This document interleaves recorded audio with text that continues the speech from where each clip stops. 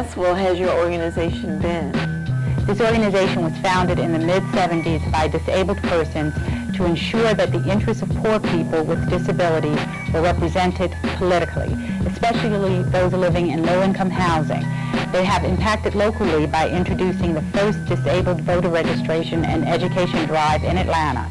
Nationally, they testified before Congress at the Jesse Gray housing hearings. Those hearings set a new national standard for public housing by requiring every local housing authority to make at least 5% of its apartments handicap accessible. The Atlanta Housing Authority in 1988 had 14,000 housing units constructed in Fulton County alone. There were 17,000 to 18,000 disabled people on the list to get in.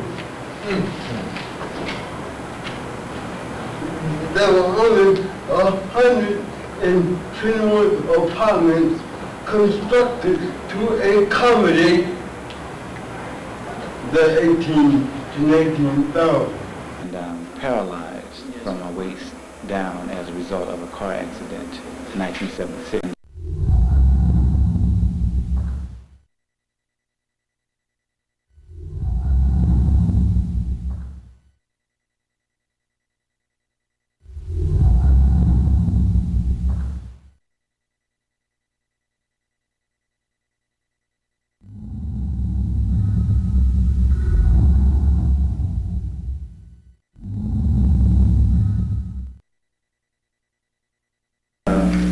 With the meeting of the minds that we have today, I have a feeling that something good is going to happen, and on behalf of disabled people of color, let's make it just and correct.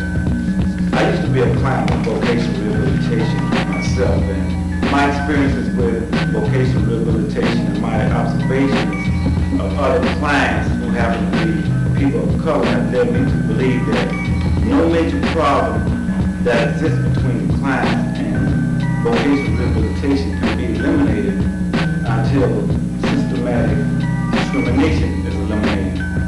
The people who have the ability to eliminate friction between vocational rehabilitation and people of color, the clients of color, do not have the will to do so, and the people that have the will to do so do not have the ability.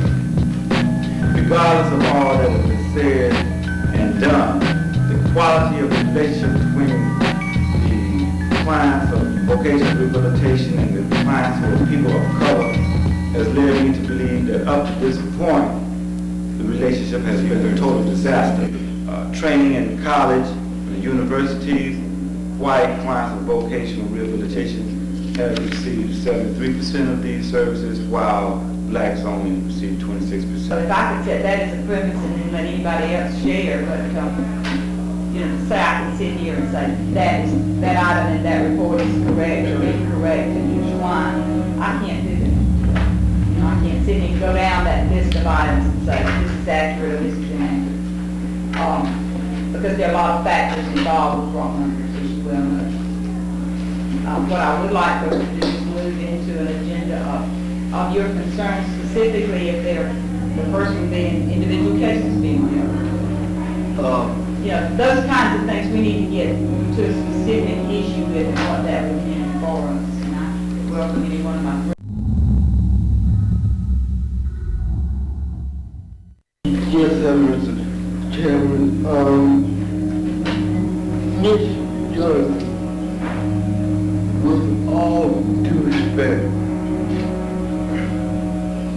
these statistics that Joe has came directly from your office.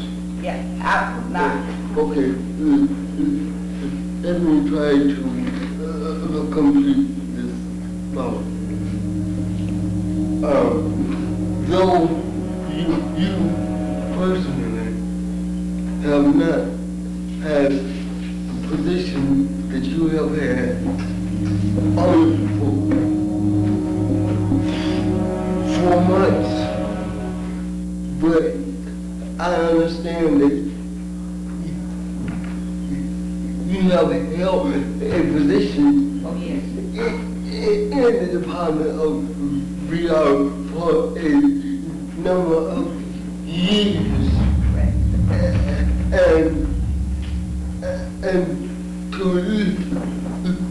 and to look at these statistics that your office has given us, I mean, it's just appalling to see how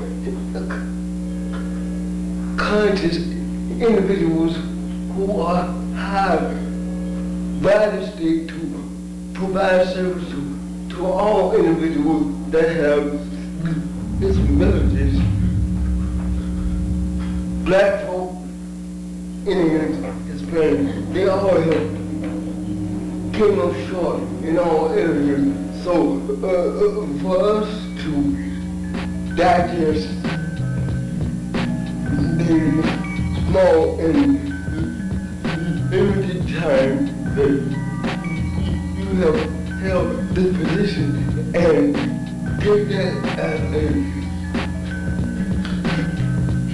justification for these statistics, it's just not acceptable. And for us to accept a possibility of your agency accepting our recommendations, that's not acceptable either. No, which are black, none are disabled, but most of the kind of the thing coming from a poverty-stricken situation. So the whole structure of the agency is off in terms of providing services to those individuals who need these services. And as we look at that,